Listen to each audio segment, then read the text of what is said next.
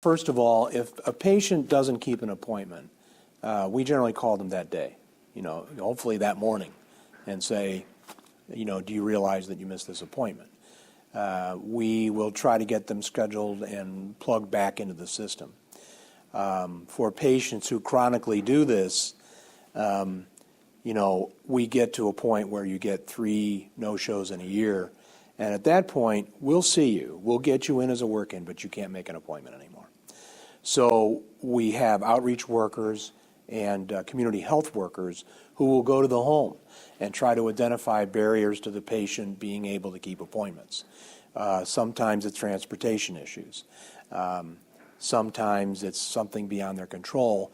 But I go back to the first policy.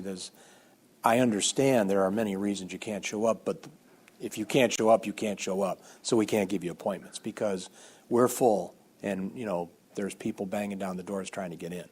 So we do have outreach and community workers who will go and get them.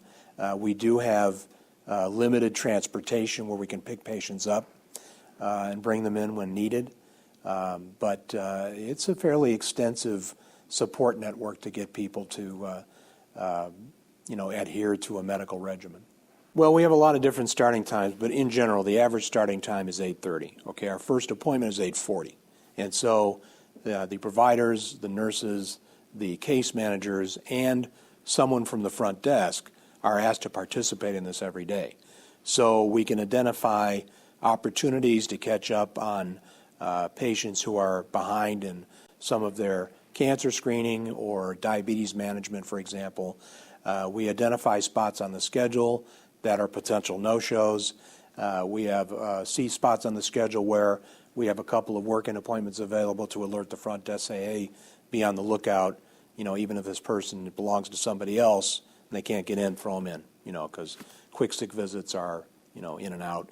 And so by the time we finish that morning huddle, everyone's got a good idea of what's the expectation based on the schedule. Now, the schedule at the end of that session rarely resembles the schedule at the beginning of the session, but at least we have a head start.